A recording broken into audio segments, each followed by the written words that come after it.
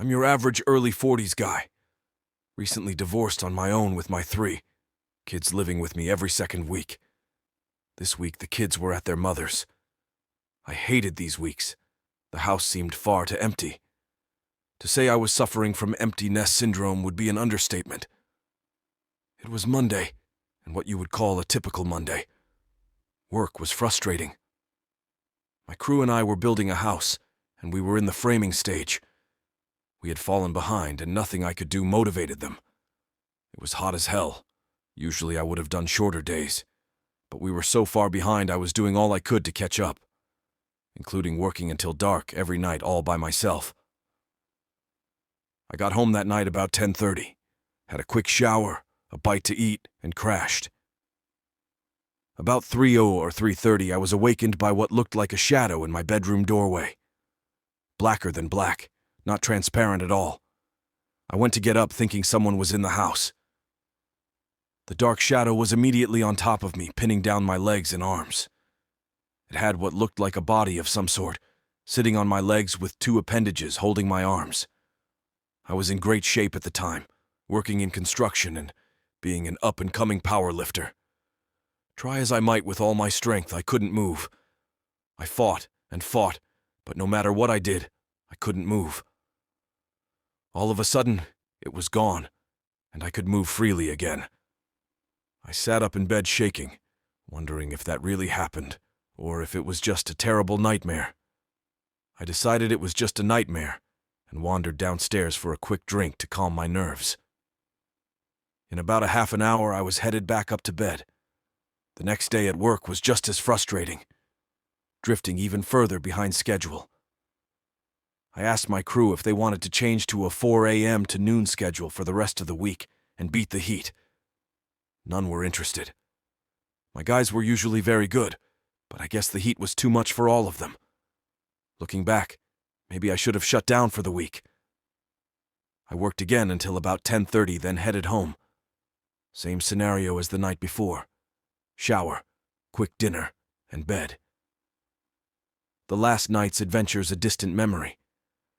Again, at around 3:30, I was awakened by the same black shadow in the doorway. As with the night before, in a flash it was on top of me, this time sitting on my abdomen. Again, it was far too heavy or strong. Despite how I tried, I couldn't move, and this time I was having trouble breathing. I struggled and struggled, but it was no use. My head felt like it was going to burst from lack of oxygen. I started thinking that this was the end. I was just about to pass out, and poof, it was gone. This time I got up and sat on the back deck, sipping multiple glasses of Crown Royal. Despite still thinking that it was a terrible nightmare, I couldn't control my shaking. There was no more sleep that night. There's no need for me to mention the next day at work. It was very much the same. This time I only worked until 9 p.m. I was starting to burn down, and I had another day in family court the next day. My ex after more money. Again. I did the same nightly routine and was in bed by 10:30, although I had a rough time getting to sleep. I finally drifted off about 1 a.m. Again, about 3:30 in the morning, I was awakened by the shadow. It was instantly sitting on my chest, cutting off my ability to breathe. It leaned forward until its face was about 3 inches from mine, forcing me to look into its black, bottomless eyes. They were more like empty eye sockets. I could taste what I could only guess was its rancid breath on my tongue. In a low, rumbling voice, I heard it say, "You're mine." Again, I was just about to black out when it disappeared. There was absolutely no more sleep that night. I got dressed and went to an all-night diner where I sat sipping coffee and shaking. That day I was in court. It wasn't a good day. Her lawyer was particularly nasty. To put it simply, I walked in with all my payments up to date and walked out owing $10,000. Her lawyer convinced the judge the nights and weekends I was hanging with friends working on their cars or houses was actually cash work. The judge wouldn't listen to me and nailed me with the 10G. I did go after that judge, but that's another story. To say I was in a terrible mood when I left would be an understatement. I went to the gym trying to work off my frustrations, but it was no use. After the gym, I went by the job site to see how things had gone without me. I shouldn't have. The owner was there and immediately started tearing a strip off me because my guys left at noon. I couldn't blame his anger, so I just continued to apologize. I had no excuse. On my way home, I stopped at our little pub liquor store and picked myself up another bottle of Crown.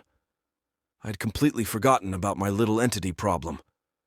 My dinner that night was of the liquid variety. I killed the better part of my bottle. It was a good thing I only bought a 26er.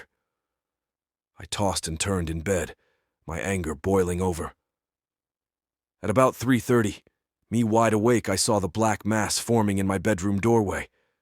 In a rage, I jumped out of bed screaming, "Not tonight, you asshole!" I bolted across the bedroom and slammed into the door jamb, almost knocking myself out. I never saw that entity again.